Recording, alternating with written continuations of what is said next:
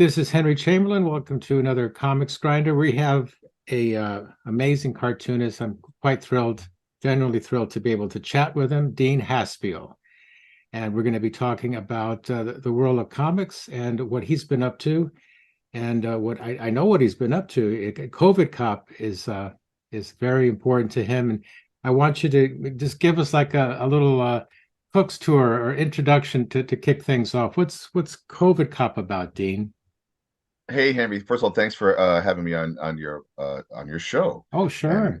wax comics with me. Gosh, what is COVID Cop about? It's several things. It's a response to the horror that we've all collectively experienced, the last few years. It also takes the piss out of the pandemic. It's supposed to like bring some sense of levity and fun to the horror show that we all experience, Yeah. you know. Um, it's a comic that I wrote in, the middle of 2020. I wrote a few things that were pandemic related. And I wrote this one and I sent it to a few publishers at the time, even when like pencils were down at Marvel and DC or whatever was going on. But as an independent artist, you're always creating. Even right now with the writer's strike, you know, uh, writers are not allowed to write television and movies necessarily, but they can write plays or write their passion projects or whatever. Like artists are always working despite constraints and limitations and everything else, right? Yeah. So I sent off this idea to several publishers, and they all really liked it, and they said we can never publish this. And I was like, wait, what? So in the one hand, I was like, I kind of admired myself for getting like a green, a thumbs up, as it were, on the idea, but they felt like this would be too maybe too soon. Let's put it that way. There's that term, before, is it too soon to make a joke? Is it too soon to elaborate on a subject that everyone is still processing and learning from, right? But that's Yeah. what artists do, is we kind of make stuff, make mistakes, and we in live and direct in front of people. As a communication artist, you're always communicating your art for better or for worse, right? So I kind of took that as a note and thought, well, let me change the title. Let me change it to something that has to do with the pandemic, but without calling it COVID and all this stuff. And then I put it away, and I shelved it for a little while, and I worked on other things. But as it came coming back to me, I was like, it's got to be called COVID Cop. That's what it is. And because it got such a strong response from publishers, and whenever I would share the idea to other artists or other people, they were like, wow, what's that about? Right. So recently, when I had no work, I gave myself work. I had written this thing, and when I looked at it again, there wasn't much to change, to be honest. And I tried my best to come up with other titles. It just wasn't working. So I did a Kickstarter. And luckily, it was a successful Kickstarter, because you don't know. You're about to take a temperature, right? Are people Yeah. ready to see something called COVID Cop? And everyone who I've said COVID Cop to has their idea of what they think it is. And I'm sure, and I'd love to discuss with you, before you read the comic, what did you think COVID Cop was, right? But Right. and actually, let's go there, because I can explain my little pitch, but I almost would rather save it for people who are interested in picking it up. Uh, but we can spill some of the beans in this conversation. So, Henry, what did you think COVID Cop was going to be before you read the first page? I immediately was thinking of Billy Dogma, and I was thinking it's going to be something surreal, something over the top, and not necessarily negative or positive. I love the alliteration, just the combination, the play of those words, COVID cop. So it just you can't forget it once you hear it, and then to see the character who looked like a COVID virus, and I thought this is interesting. Where is he going to go with this? Mm. Those were my first react. That was my first thoughts. And you know what? That's pretty spot on, because you know some of my work, right? And you just mentioned Billy Dogma. And for people who don't know who Billy Dogma is, it's a character that I invented in 1995, dubbed the last romantic anti-hero, right? Yeah, And his paramour, his love, is Jane Legit. So it's Billy Dogma and Jane Legit, and they're these two love titans that squabble a lot, right? Because that's what a lot of lovers do. And maybe they have superpowers and they're able to affect their own cities and surroundings a lot. It seems like because they're such profound characters, and abstract and kind of silly and absurd too, right? Yeah. Because love is absurd in a lot of ways. So you are in the right track and thinking, oh, this will be kind of like a Billy Dogma comic, but with COVID put on top, which it kind of really is, because the dirty secret of the comic book is that it's a kind of a love story. It's a little bit of a romance comic, you know, Yeah. um, and that sneaks itself in there, and that's because to me, that's the best story to tell. Like, you know, I was talking to somebody recently about how, all the genres have their trappings and their tenets, right? Like crime, science fiction, fantasy, romance, memoir, but you know what encapsulates them all? Superhero, Hmm. anti-hero, often, you know, can play with all that stuff. It's a mashup of all those genres. And it's not necessarily a superhero comic, but it's pretty close to being like one, even though no one would consider himself a superhero in the COVID Cop universe, right? Yeah. Um, but I wanted to play with some ideas. One of them being, I'll give this away, is that it takes place about a decade from now. We did not find a cure at all for the virus, and 98% of humanity has been wiped out by this, largely because at some point during the pandemic, the government decided, what's the worst thing that ever happened to planet Earth? What? Humanity. We have to wipe out mankind because we need to save Earth by getting rid of us. So the government, in a peculiar way, and I kind of semi-agree with this, just like some people agreed with Thanos in the Avengers, like they decide we got to wipe ourselves. So there's a mandate to all the cops and the armies and everything to just start to annihilate everybody and give everyone the virus or shoot them or whatever it takes, right?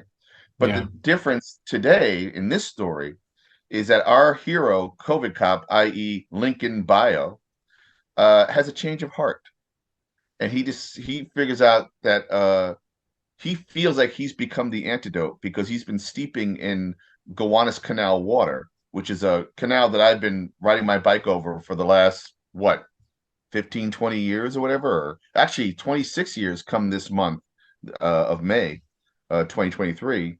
So like, and it's legendary for being awful and horrific, and like that's where they bury the bodies, and that's where all the Frankenstein monsters and Cthulhu's and toxic waters are, right? So I was like, well, how do you defeat a virus like the COVID? Is you steep in the tea that is the true horror and the sludge of Brooklyn, right? And that was kind of Yeah. like, it's like that's why I bring some sense of levity and humor to the Yeah. comic, because Yeah. in a way you could almost believe that too. I mean, who could believe that this COVID thing was about to happen? Nobody saw this coming. You know, so, and I think what we do as artists, the best thing we do is to react. So, like in a way, COVID Cop is a mashup between like Judge Dredd and Toxic Avenger, and all those kind of like post-apocalyptic or you know uh the crazy characters that take it to the next level. Well, yeah, it's speaking to our fears. The atom bomb, you can always, that's a go-to subject. COVID, that it has not been resolved. I mean, it's been officially, it's no longer a pandemic, but it's still there, and there's It's still there. variants. Now they get to make money off of it, more money off of it. At first they weren't, but now I don't think you can get a free COVID test necessarily anymore. I think you might have to pay for it. I don't know what the rules are these days. But you just said atom bomb. Godzilla was created from the atom bomb, you Yeah. know, and he's an ambiguous hero because he does fight the monsters that are coming to hurt us, but he also kills possibly millions of people just in the wreckage of the fights. That's Like unintentional. it's unintentional. That's right. It's collateral damage. It's Yeah. collateral damage. What's I even wrote it down, and I forget sometimes my own notes. I was going to say that it was interesting when I went to Mocha and I got to see you in the flesh, actually talk to you in person, which was great. I had a buddy of mine, a new cartoonist on the rise, and I wanted to give him a thumbnail of who Dean Haspiel is. And I said, well, he's the guy, he knows everything, he's been around, he knows where the bodies are buried. And I innocently made that term, and I wonder if that dates us, because maybe that's something more a Gen X person would say. But Oh, sure. I mean, it dates us, but I'm gonna be 56 at the end of this month, so I'm old. I'm the worst thing that happened to America. I'm a old straight white man. I mean, hello, right? yeah, we're both So, around. We're the same vintage, so that's fun to be able to have the same pop culture references. But well, the cartoonist I told it to, he's a, let's say, a younger guy, and maybe that term was not familiar to him because he laughed. Because he, what is he, where the bodies are buried? And you say that to younger people, and they right, don't immediately get the reference. right, And where right. did we get the references? Younger people, we were watching all sorts of stuff, lots of movies from the 40s and Oh, 50s and 60s, noir. all Listen, I'm a sorts. big like I would say if I could, I don't think my work looks like this, but what I am thinking about when I'm doing my work are like spaghetti westerns, like giallo, crime movies, from Italy, kung fu movies, the 4:30 movie that used to be when we were kids, and it would, come after home after school, and you turn on the TV, and it was the 4:30 movie, which is basically just repeating like different, like there was Monster Week, there'd be, another week of a certain genre, um, and all these sensibilities match up, and then you get those terms like where they know where the bodies are buried, which is like a crime thing, which basically it implies that I'm gangster or I'm some like mafia guy, right? Like, and there have been terms like comics mafia, and honestly, like I don't know where most of the bodies are buried. Everybody, and there are these stories like Howard Chaykin's been doing Hey Kids comics, kind of telling a lot of the famous kind of legendary stories about cartoonists in comics through his series. Um, I would never necessarily I know some stories, right? And I actually experience some stories as we do. As you get older, if you show up, you're gonna be witness to things, or you're going to do things. You Yeah. might be burying the damn body, Oh yeah. like who knows, right? So, uh, but yeah, I think, but the thing is like also, I used to know a lot more cartoonists. I used to be more in quote the scene, transitioning from print to web, back to print, which is what this COVID Cop comic is kind of heralding a little bit, which is I don't want COVID Cop necessarily to be an online comic. I've offered a digital version to backers, but I don't want to be a web comic, partially because I want people to enjoy it in print because I love print, Yeah. and that makes me old, right?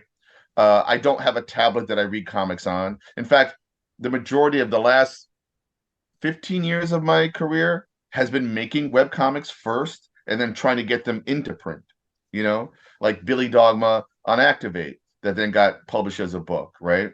Then Yeah. I did The Red Hook at Webtoon. That's been 2 seasons got published by Image Comics into book form. I'm presenting COVID Cop as a book only, comic right now because it's something you can sell. I can't sell a free webcomic. And to the point where it was really difficult to get like my friends and family and fans to click on a link that brought them to a free comic that they would get to later because we're inundated with so much, I hate to say the word content, but let's just call it content every day on our phones and our laptops and computers and iPads and everything.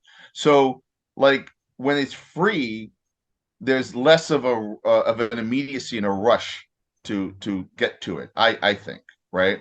Because we're all Yeah. doing social media first, right? And so I think when you have to pay for something, you might crack it open a little sooner than later, Yeah. because you paid for this damn thing, and I want to see what the hell I paid for. Uh, and that was a part of it. Also, it's a little bit of a reaction to the AI art thieves that are happening these days. The training of the artificial intelligence with our art. Hmm. Wanted to have less graphic information, less optics on this project so that I could again sell this project hand over fist to people, you know. Um, it's also me trying to lean into uh a time in my life where maybe I'm trying to be a little more autonomous and try to create like a new library of work that I'm calling Dean Haspiel Deep Cuts. Like you can only get it from me, you know? And yes, I might send it to some retailers because I'm friends with retailers and they've hooked me up over the years. So I want to give them some copies to sell. But right now it's not a retailed kind of product. It really is kind of like you're buying something from me. You're getting another piece of Dean, as it were, you know? Just like we do with our favorite artists and our favorite, you know, you go see a band, and for me, I want to get the new CD, you know, and walk away with something, Yeah. you know, as much as I enjoy the experience. And I've been having conversations with local artists about creating more experience-based comics, you know, a salon that, you know, you perform the comic somewhat to a certain level, but also it's for sale afterwards, a collection of these things, you know, because it's becoming a new economy, you know. And again, going back to Kickstarter, where I crowdfunded COVID Cop, and I hope to crowdfund a few more COVID Cops and some other projects. I feel like it's become the third biggest comic book publisher. You know, they say Marvel and DC are the big two, the top two, and then it was like Image Comics was considered like, oh, that's the third biggest publisher. That may be true technically in the comic shop, right? But Hmm. Kickstarter is a whole other comics ecosystem, you know? Um, Basically, at the end of the day, you're just doing what you might do at Amazon. It's like you pre-order something, right? Oh, And yeah. then with Kickstarter, you're pre-ordering, but it might come with perks depending on levels and stuff, or you might get some extra materials and merchandise, right? Um, that's all it really is. But there is so much of it. And what's cool about Kickstarter is uh you can get a little more adult oriented if you wanted to. You know, Yeah. like I feel like porn or pornography is killing it right now on Kickstarter. And pornography, I have nothing against. I love pornography as much as the next person, Sure. but I don't really draw and write pornography. But having kind of checked out the scene, I might add more of that to my new comics because I can lean into it in, you know, as long as there's a narrative purpose for Yeah. me, you know, not just titillation, but a narrative purpose. So I don't know. It was a really interesting experiment because I was really worried that I wouldn't sell one copy and people would, you know, be mad at the title, not want to know more about it. And I think I did not only a pretty good job selling it, but oh my God, the people that showed up for me, it just warmed my heart, you know, because it means keep Oh, going, Dean, keep doing what you're doing, you know. oh, of course. I mean, you are a brand. People know what to expect from Dean Haspiel. So, And unexpected, I hope. Like, you know, COVID cop, where the hell did that come from? You know, like, and I can't keep pulling those out of the hat. Like that was like a timely thing, I think. And it may outstay its welcome. We'll see, you know. But I have written and plotted the next two stories, and I have ideas for a fourth one. I also want to return back to Billy Dogma. I think my next Kickstarter might be a Billy Dogma one shot oh, that'd be of great. a bunch of short stories plus new material. And then I'll go back to COVID Cop and do the second story. I'm also writing plays, man. It's like I write plays, and luckily I've had people, really talented, skilled people, not only produce and direct, but you know, realize my words. You know, I mean, I never make a dime on these things, but that's not why I've written them in the first place. You Oh, know, yeah. I so wanted to ask you about your creative life. I know that you're getting more into filmmaking and playwriting, and yeah, I mean, God, there's so many exciting things up ahead for you. And I mean, yeah, imagine how you might be able to incorporate some of your comics into a play. you know, that was the idea for my fourth play, The War of Wu. Phil Cruz, who produced and directed it, wanted me to lean in onto somehow mashing it up or having it be kind of a tentacle of my Red Hook comics. And initially, we I did write it so that it could serve that purpose. But then I started thinking, like, no, man, I'm known for comics. I mean, and that's great. I love comics, and as a kid, I wanted to be known for comics, and so I leaned into that and did what one does to sacrifice and take all the risks to do that. You know, especially at a time when comics were not cool, and you'll remember that too. You Hmm. know, now comics are cool, except where do you buy comics? We don't have as many stores. You know, and if you want to read the next issue of a Marvel comic, just put on your TV set, right? Basically. So, but Yeah. that's a whole other conversation. But with playwriting, sure, there was a loose connection to Dean Haspiel, the cartoonist, versus Dean Haspiel, the playwright. And now I just want to write plays that are wholly separate from Dean Haspiel, the cartoonist. You know, I want to just dive into that. And actually, as much as we love plays, they're just as hard to produce and get people to sit in seats today. And also because of the pandemic, right? I mean, theater's gotten really expensive. It's really expensive to produce these things. So I'm also trying to write short films and direct short films because at least more people will actually see that, you know? So as much as I'm trying to pull away a little bit from having an online presence with my comics, and as much as I love the experience-based aspect of theater, the sweet spot really is cinema, you know? Um, and I Sure. just got a short film I made called There Is No Try into AwesomeCon that'll be airing in a theater among a block of other short films, including Whitney Matheson's movie Continuity Errors, and in Washington, D.C. And I'm going to go sit in a room full of people, and you can't beat that, you know. But what's also cool about that is you get to have the theater experience, you get to have that immediate response, but then you can put it up online and people can see it in their own home. I mean, at least the short films, right? Like Yeah. you still want to hang out with these people and see, uh, and commiserate, and steep in that energy, you know.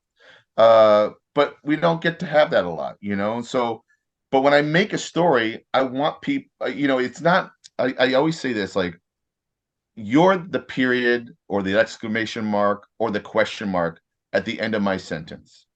When I write Mhm. something, it needs to be received for better or for worse, whether you like it or not, you know? Or else why have I created this and put it out there? Just for me, you know? If you put me on an island by myself, I probably wouldn't really create art. I'd have to figure out how to survive, you know, Yeah. but I don't think I'd be drawing comic books in the sand. I don't think so. I'd probably be writing help or SOS. You know? Yeah, I get what you're saying. It's easy to try to contradict. Oh, but you might want to do it for therapeutic reasons. But no, I get Oh, what sure. you're I'm saying. sure that, yeah, yeah. Maybe I would make pulp from trees and started printing. I don't know. I would get all Well, industrious. I need I'd to become put like Charlton Comics 2.0. Sorry. I need to put a link to it's Awesome Con, right? In DC. Awesome Comic DC. Yep. I don't know if Jen and I will be able to make it. I'd love to if we can. When is it again? It's Awesome Con in Washington D.C. and it seems to be when I looked it up like a bunch of like there's comics, there's pop culture, but this is the Awesome Con Short Film Festival that happens at the con at the Okay, same time. I'll look it And up. then my short film There Is No Try will be playing there. Okay, cool. Uh, have you had a?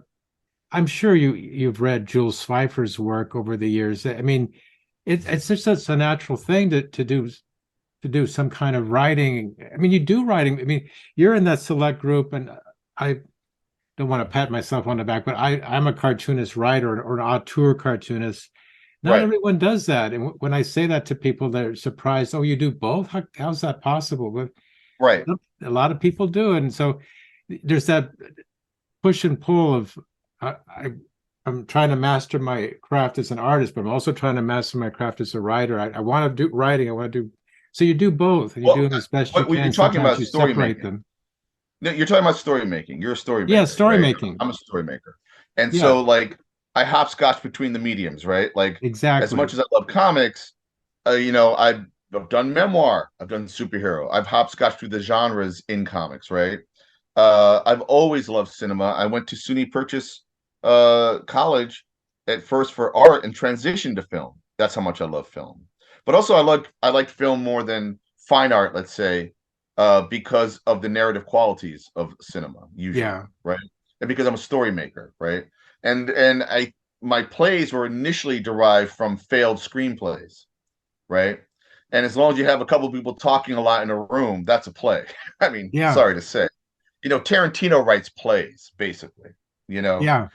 Uh, So there are a lot of, and then you try to find, well, how is it cinema? How is it theater? How is it a comic book? How is it a prose? How is it a song? I always think about the virtues of the medium so if I'm transitioning a story from one medium to another, I try to beef up, the aspects and the qualities of that medium while also exploiting the virtues of the story, right? That's how I think. But yeah, I think early on when we were reading comics, you would open up the comic book and there was an assembly line: writer, penciler, inker, colorist, letterer, editor, right? And so Yeah. you thought, oh, which one do I want to be? It's the Hmm. same thing with film. I want to be a director. I want to be a writer. I want to be a cinematographer, lighting, whatever, right? Produce. And so you just think in terms of like, I'll be that one thing, right? So when I first opened a comic book, my dream was to become the penciler of the Fantastic Four. For years, that was just my dream, right? Yeah. Luckily, years later, I did draw Canon FF, which is amazing, right? A Hmm. few pages here and there. But then when I discovered Harvey Picar's American Splendor, where it was just a guy writing about his mundane life in Cleveland and getting all these different artists to draw his stories, that's interesting. And then Chester Brown's Yummy Fur, where he was going bananas with like Ed the Happy Clown and all this weird stuff. And he was doing it all on his own, creating his own little universes. And suddenly my head exploded. It went from, oh, I'm just going to pencil a superhero team for a corporation to you could write your own life stories, or you could create your own characters, your own universes, and own them. What? So um and then but I still didn't feel confident enough to be a writer. It wasn't until years later when I realized I was collaborating and with comic book drawing, you are writing. You are a co-author as an artist. Okay. um Hold on, can you hear me? I'm Yeah. sorry. Yeah. You're coming in fine. My But you are. All right, and little by small, what starts to happen is you might feel like you can write the scripts that you will draw, you know? And then for me, I started to lean in more into that. And I was like, and now actually, I hate to say it, I'd rather write than draw, because drawing is so much work. And like, and for me, what happens, you start to create your own shorthand as an artist. So you start to rely on your tricks of the trade. And what I need to do maybe is to challenge myself more as an artist and start to break my hand and stop using how I draw a face or whatever, or how I think how to compose a panel. I need to like challenge myself more as a writer for the artist, if that makes sense. Hold on, my Yeah. cat is being Sure. one, hey, cut it out there. Okay, sorry. So I need to ask you, I have your COVID cop up. I can Oh yeah, show a page or two. I'm not going to show the whole thing because then that defeats the purpose. But right, exactly. Like I've been showing the cover. yeah, And like obviously I showed the first page. And I think recently I showed here, I'll even show this on here. If you have these pages, I'm showing like the contrast between the current color schema of the story versus a flashback where I go all blue, oh, I right? see. And then of course is the cover. Oh, that's Uh great. that's our guy, you know. Oh, it's backwards on the thing, but that's okay. And then this is actually a blow up of the initial drawing I did of COVID Cop during the pandemic, when I was just like, let me just come up with an idea here.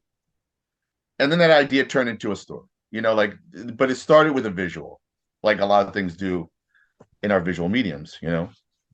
Well, that's great. But when Maybe you, What maybe did that. you respond to anything during the pandemic? Did you create any stories?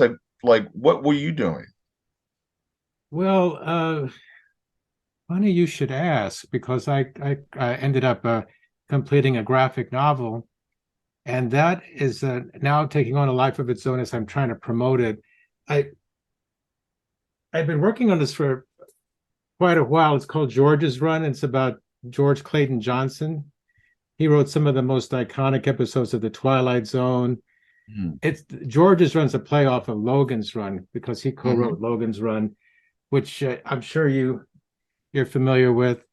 Hmm. And I think it got a short shrift because Star Wars came out the next year, and Star Wars became the gold standard.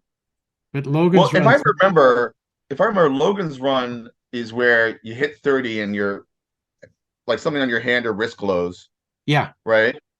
And then Michael York and like Farrah Fawcett or whatever, I think, are trying to escape. Like everyone jumps into this pit and kind of dies or whatever, right? Or goes to the next level that they're supposed to go to, which I think is just death, right? I think it's a yeah, commentary on youth and getting old and everything. And then I think spoilers, I think Michael York and Farrah Fawcett escape. They get out and they come upon the Abraham Lincoln Memorial, yeah. right? Well, Washington D.C. in ruins. Yeah, Washington D.C. in ruins.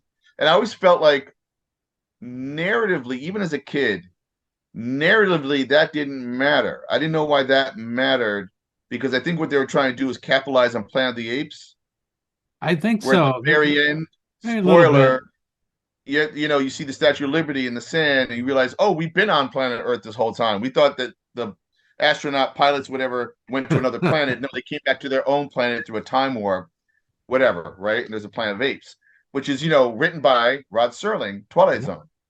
You know, uh, and I don't actually remember the end of Logan's Run or what the point besides the commentary was. So I always felt it might have been a weaker story. But what's your take on it?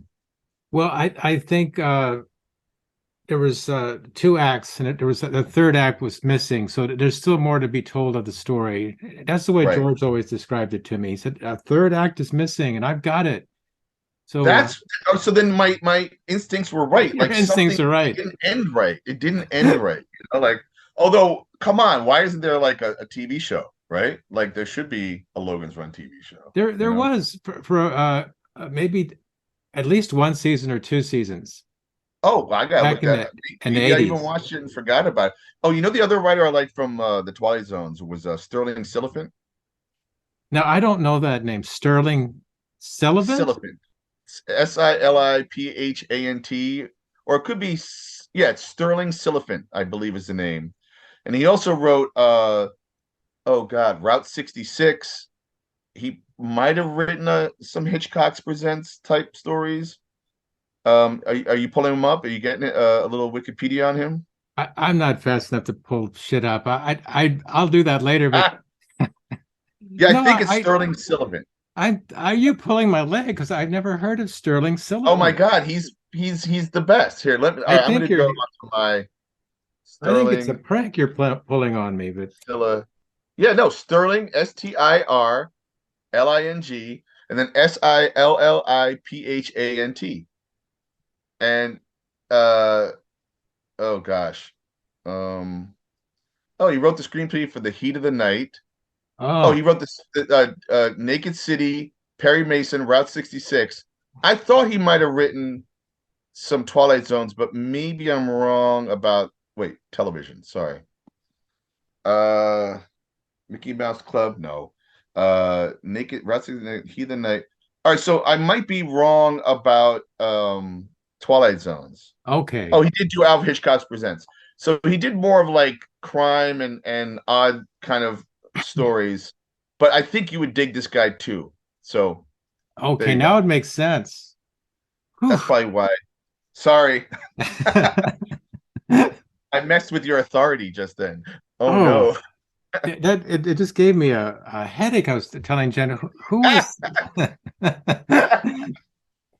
because I pride myself in knowing a certain amount about Twilight Zone, and it was Rod Serling and then just a handful of other guys. And I thought Right, I thought I knew all the other guys, right, right, but right. anyway. You But still do. okay, You're good. good. You're good. Now, I wanted to just, I was curious about YADO. Is that Yo, a artist community that you get out to much? Or I mean, a COVID, I don't put a monkey I wrench have been in it. very lucky and privileged to have been a recipient of residencies at YADO about 5 times now. Oh, And wow. YADO is in Silver Springs, no, sorry, Saratoga Springs, New York, and a really cool actual town. There's a racetrack, and it's very artsy, and it's really nice if you can get over there. And I think it's about 4 hours from New York. Anyway, and I've gone there. Every time I've gone there, I've been given about 4 weeks to do what I want. Like, they're not judgmental. Once you get in, if you get in, the only thing they want to make sure once a day is that you're alive, or that you didn't hang yourself out of frustration or something, you know. Um, and you can share as much as you want or not at all. And when I first went there in 2012, on the advice of my buddy writer Jonathan Ames, who had been there many times, and my girlfriend Jen Ferguson, who also was like, "Come on, you should try and get a residency." I was like, "Well, what's a resident? What do you do? Like, I'm not already doing at home or at my studio, you know?" Um, so I was lucky enough to get in, and I got in with like some comics writing, and it was some writing and some comics, which at the time they didn't have a lot of cartoonists going there. Now they have more cartoonists; they're being accepted. Um, because it's a very prestigious kind of space. It's got this giant mansion. It's got 400 acres of land, a rose garden. They feed you 3 times a day. You know, it's kind of this incredible haven where you go, and I realized this was even better for like people who are parents or having, a regular job or Yeah. teaching or academics. They get to go and not deal with anything necessarily, you know, and just be able to kind of basically confront the artist in the mirror, as it were, and feel that imposter syndrome, and sit at a table with other people that are doing completely different things from you, but they all energize each other in some way if you let it. There are also cranky people, and as I get older, the younger people are an interesting crowd to try to navigate. Mm-hmm. There's a lot of kind of retribution happening in the world today. Mm-hmm. But for me, I've gone and I think I've written 2 seasons of The Red Hook at times when I've been there. Started a prose novel, written some screenplays and plays. Last time I was there, last year, I drew or I penciled a Superman comic for DC Comics, which was very odd because that's not necessarily what you expect, someone at YADO to be doing, drawing, something as commercial as a Superman comic. Mm-hmm. Uh, because there's a lot of poets or a lot of like oddballs and weirdos in the best possible way. And I consider myself a weirdo, but sometimes when I go to YADO, I'm like the straight man somehow, like half the time. So, but also you make some lifelong friends from there, and it's equally spiritually mollifying as it can be frustrating because you're sitting in a room alone a lot, navigating who you are and what it is you want to make and why. Don't ever ask why though, Henry, because it'll No, cripple you. It will no, cripple you. no, that's great. There was a writer friend that he always mentioned YADO, and I'm off to YADO. I don't know if he had like a special access pass, but he seemed to be going there a lot. And I think some people kind of get grandfathered in, and like in fact, the last 2 times I've gone there, I've gone as an assistant to the president. That is basically I'm kind of like the RA no, on the that's on the good. college campus, but I'm also granted a room and space to make my art while being one of 2 people who act like an RA, because the staff is only there for a certain amount of hours during the day, and then at night and on the weekends, it can go crazy, man. No, but and someone's got to like, set the goalposts a little bit, or be there for when something happens or whatever. But maybe that'll be my way in. I'll say I'll do whatever. I'll clean up or Grab a broom. Just yeah. All right. Well, and also I was at the Atlantic Center for the Arts earlier this year, It was my second time there, as well. Originally, it was called a master artist, and then it's now called a mentor artist, which is really what you're doing is you're mentoring, a hand full of select people. And in my case, I was teaching comic book storytelling, uh, because that's my favorite thing to talk about with other artists is the storytelling part. Because after that, it's all craft. Once you figure out your story and your layout, how to put that story into pictures, then it's just all crap. Then you're just trying to make it look good on big pieces of paper or whatever, and design and stuff. So, um, and I did that for the second time. It's a 3 week term, and I was with 6 other artists. And for me, I give certain challenges, and we discuss the results. But more importantly, I like to steep in your story and try to figure out like what is the best way to bring as much clarity to your ideas as possible. And I worked with rookies and veterans, so, but still at the end of the day, I'm still seeking that kind of, advice whenever I'm coming up with an idea, because one of the challenges I put out there is I give them a script that doesn't have a page or panel breakdown. It's just the actual dialogue that's going to be in the script, the text. And I say, what is this, 1, 2 pages? Try to figure it out. And 6 different artists come back with 6 different versions of that story, and they're all right. Do you know what I'm Oh, saying? So yeah. to me, that's the power of comics, or the power of storytelling, really. You can do the same thing with cinema. Um, and then we discuss like what appealed to you more, or were you surprised by that, solution? And then when it comes to their own stories, their own personal comics, or whatever it is they're trying to do, I'm not there to rewrite it for you, to redraw it for you. I'm there to pull out the best in you. So I need to sit with you and figure out who you are a little bit in the small time we have together, and then try to like, shift the goalposts in that way. And hopefully you agree. And if you don't, well, we talked about it, you know. This was a workshop that you led at Kind of a YADO? workshop, but 3 weeks, like on let's call it a campus together. You all have your own rooms. You show up every day. You eat together. Once in a while, you go to the beach together or whatever you do. Yeah. Or some people just go and they go into their hovel for a little while. It all depends on the personality, really. So, Oh, and that's that's another great. thing, navigating different personalities, because everyone has a different process. You know. Well, I take it for granted a lot of the things I own, a lot of experiences I've had, a lot of techniques I use. But yeah, that's how I created my first graphic novel, Alice in New York. It was a short story. I can't remember exactly. It might have been less than a dozen pages, but let's say a dozen pages, and that equals about 100+ pages as a graphic novel. Hmm. So I had fun taking, like you said, how many panels can you create from a, a written page, or how many pages? And Hmm. so it's a great exercise. And I recommend it, even if you're a cartoonist who wants to just draw, you should make the attempt to try to write a short story and then convert that into a comic and see what you Yeah, get. I But agree.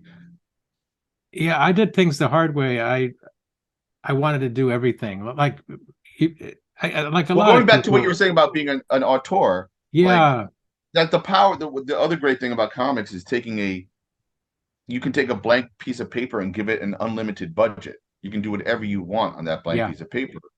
And, if you only write and you want to make a comic, yeah, you got to have somebody draw it and work with someone else's sensibilities, which is why I call them a co-author right out the gate, you know, the artist.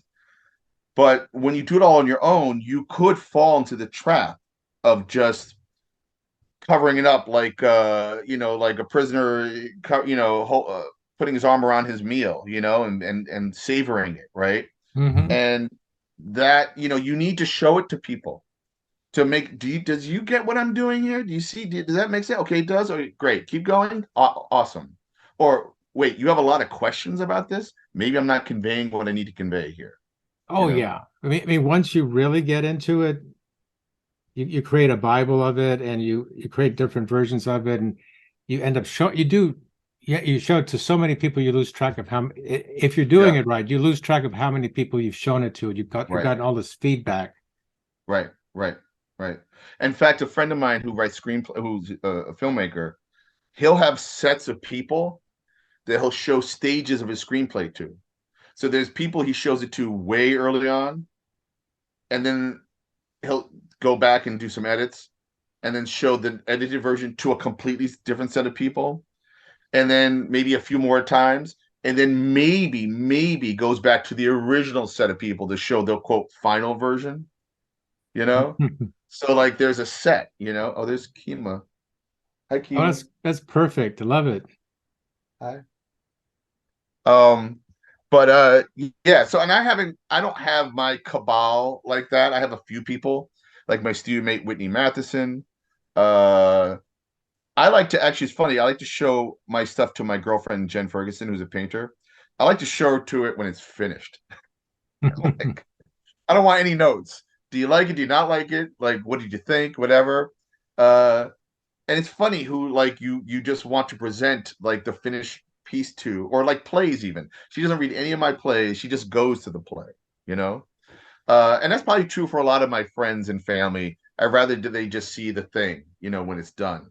Um, but yeah, and then there are people who are like your comrades in arms, right? Who can probably give you like an educated, you know, opinion, you know, that comes from a different source of Yeah. understanding, you know? So Well, you just need to have a thick skin. You need to set up the ground rules that this you is need to my have a thick project. skin, but you need to have, but you need to be open, man, too. Like, because you know what nags at you. It's like I can get 10 reviews for something I've done, and seven of them can be really good. But it's the three, or at least the one that gave kind of constructive criticism that can nag at you. And then you Um, employ that to the next thing, possibly. I don't really Maybe. learn from the people who, I mean, listen, I'm so happy when something works and people like it. And just like you wrote a really kind review. Thank you so much for Copa Oh, Cop, of you know? course. Um, but if you had identified something in there, was like, wait a second. In fact, well, we can talk about it here a little bit. Sure. Um, I've had a couple people, and you've read the comic, who ask me, if you recall, in the very beginning of the issue, we're introduced to about three characters that, Hmm. spoiler alert, get dispatched pretty quickly. Okay, Yeah. they're part of an old crew of his, right?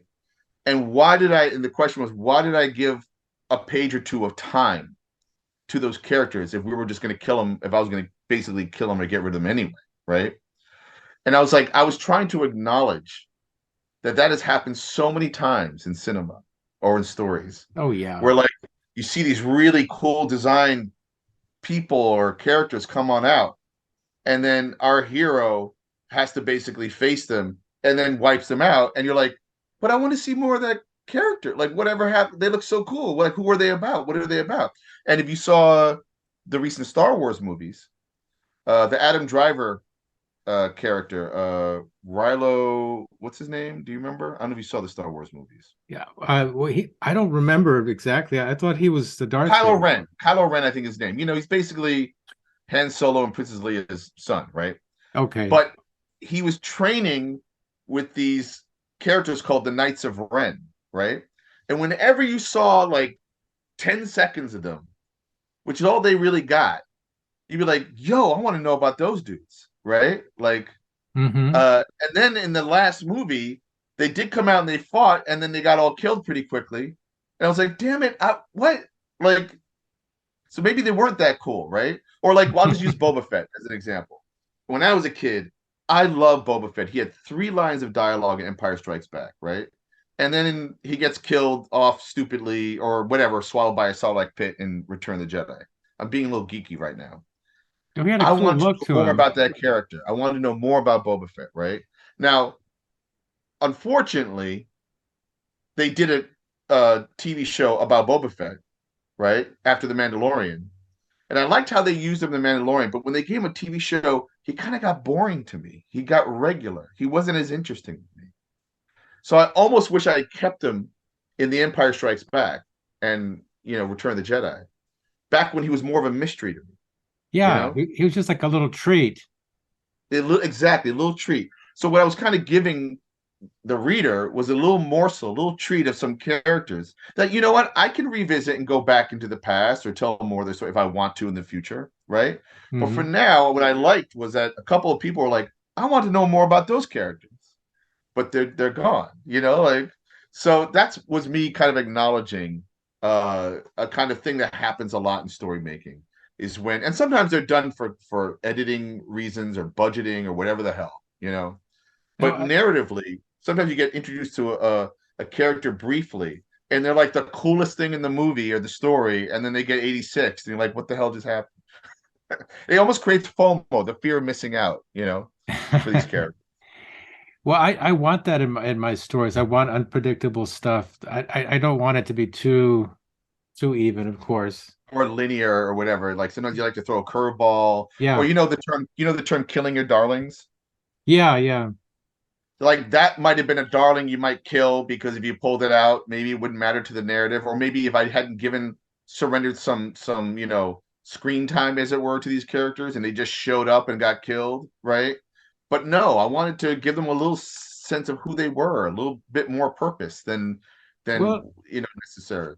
it's an artistic choice. We can only hope. I don't know if you've been watching on Apple. There's a show called Invasion, and there's this sheriff. There's like 5 or 6 different storylines, and one of Huh. them was the sheriff who wants to make good towards the end of his career, and they build it up and build it up, and then they kill him off.